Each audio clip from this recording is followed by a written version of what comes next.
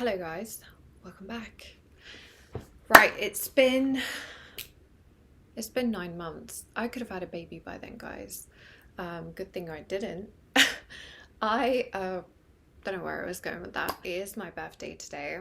I used to make videos kind of only for me. That was the whole intention behind them, but I know that's kind of weird putting them out publicly, but they're intended for you. But I didn't even think I'd garner any sort of an audience, but I did. So anyway, I wanted to speak about something that I learned about myself in the last 3 months, I'd say, is that I fall very much into the caregiver archetype. And I'll kind of explain how this pertains to manifesting. I have always prioritized other people's feelings over mine, okay? And I can obviously trace back where it comes from in my childhood. My childhood was very difficult, and I wasn't actually even born in the UK. I was born in India. I came here when I was 8 years old, and everything just kind of changed for me. You know, when you have that moment where, I don't know, maybe you're a teenager, or when you're like in your late teens, whatever, where you think, oh, my parents are dumb. Like, no, no one in this world knows what they're doing. That happened to me. I had that realization when I was 8 years old, and it was terrifying for me. It was actually when I came to this country. It was so sobering. And, you know, from then on, my mother, my lovely mother, she instilled into me so much empathy that it's kind of worked against me. So much so that I have always prioritized people's needs over mine. I won't even say it's the pushover kind of a thing, because, I can hold a lot of resentment because of how much I've given. Because I don't actually truly want to give it. So much of my internal validation was contingent upon how I'm perceived, especially in relational dynamics. First and foremost, I had to realize that this is just who I am. This is, I guess you can say, my shadow, where I have the tendency to drop everything and go and cater to someone else's needs. And it's because I truly do care for people. I can empathize with a fucking ant, but it sucks. What you're doing is you're abandoning yourself. There's no cap on your empathy. There's no discernment. And discernment is so important in, just life in general. And I had none of it. The reason I'm making this video is that, in the manifesting community, there's a lot of talk about obviously manifesting SPs, and, you can change your SP, yada, yada, yada. The reason I don't feel comfortable promoting that on here is because I've never felt comfortable wanting to change another person. Something about that just always feels off to me. Focusing on the internal state has felt significantly better to me, has always worked out for me. When I try and control someone else's behavior, and that's not exactly what Neville meant anyway, but some people are just fucking going cuckoo with this shit.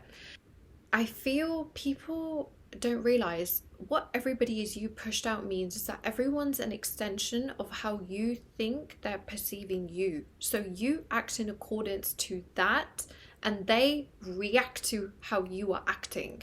It doesn't mean that you're the only one in the fucking universe that exists.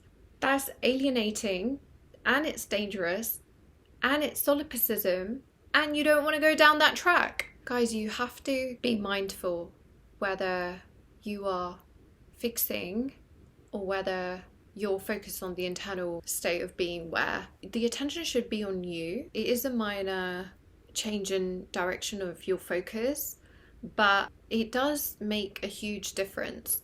See, naturally uplifting yourself, elevating yourself, sense of self-concept is going to take care of that. For people like me that love and indulge in people and fixing people's problems and fixing people, don't do it. You want to work on your self-concept. When you control or intend to control someone else's behavior, you are hyper-focused on them rather than yourself. Especially with, someone like the caregiver archetype. If they can't fix people, then they want to fix themselves. And although that can be useful for growth, but you don't want to do it to appeal to people. You want to do it for yourself. Really gained awareness of how my mind works when it comes to specifically relational dynamics and how I can get sucked in every single time. And it doesn't even give me joy. Relationships aren't or haven't been fulfilling for me because I am always drawn more to people that I want to give my world to. And I don't like that. Like, I don't even want that. But it's like a repetition compulsion where you engage in the same patterns that you had since childhood. But obviously, self-awareness is key. Awareness is key. It's sneaky. The caregiver tendencies are a bit sneaky, When this archetype drives us unconsciously to fix someone, we're doing it for external validation. If your sense of self-worth is dependent on the return of an SP, that's the wrong kind of intention to have when trying to manifest love into your life, because you're doing it for external validation. And if you're like nitpicking on their behaviors, oh, but I tried to manifest this, but they came back, but they're still doing this. You don't have to micromanage their behavior. You actually only need to focus on what aligns with you. You want to focus on the internal state of love first and foremost. If you are used to putting your SP on a pedestal, I highly, highly, highly recommend that you try and remember the person you used to be prior to this person entering your life. If you evoke that state, chances are sometimes you don't even want the person back. And this has happened to me where I've in the end made a choice that I ain't about that life anymore. Like I don't care. I'd rather you be in a state of choice. Everything should feel like a choice. It shouldn't feel like a chore. It shouldn't feel like you're stuck with this person. If you feel rage even towards your SP, that's healthy, by the way. Sometimes, yes, it's being projected outwards at a person, but please validate your feelings. But don't obviously go and have an outburst to the person that you fancy, because they're going to be like, this crazy bitch. Stop hyper-fixating, trying to change their behavior. Because what that is saying is that you're still somewhere, to me anyway, that's my opinion, but you're still somewhere scared that this behavior is going to lead to some sort of, abandonment of you. Like, rather than feeling, how can I get them to text me back? You should be focused on, how can I cultivate that sense of love, that sense of peace within me? Manifesting from a place of where you've realized your sense of self-worth, it's easier. It's significantly easier because you release attachments and there's no need to control people. There's no need, like, you let it be. I know I sound awfully esoteric right now, but it is true. You are so much more than what you offer to others. Your worth is inherent. I know it's difficult to come to that realization because we've been taught that self-worth is something you kind of have to work towards. Yeah, self-esteem is something you can work towards, but self-worth is entirely different. It's inherent as long as you exist, and even when you don't, if you pass away, you still hold worth in people's heart and you still hold value. So to think that, your worth is dependent on the return of someone, on a career, whether you get a specific job or not. I wish I could just shake you to get you to realize that. Like, you are so much more than you know. I came across someone 2 years ago who a little bit older than me, and he is very emotionally intelligent. And I shared a little bit about my childhood with him, and he said, you know, this is going to be one of the reasons you're going to be really successful, is because you went through this one thing, right? And I was thinking, oh my God, like, this is the first person, it sounds so sad to say, but this was the first person to have validated me significantly to such an extent. And I've never received that kind of validation where someone notices, you know, that's what you want in life. You want to feel noticed, but someone recognized me for who I was in that moment. And I didn't even know them that well. And that's not to say I haven't come across emotionally intelligent people, but I remember even with this person, I felt like I wanted to give emotionally to them, like platonically, but they didn't need me, and that scared me. And I thought, this is the first time I actually noticed this 2 years ago. I thought, oh my God, why do I feel so intimidated by this person?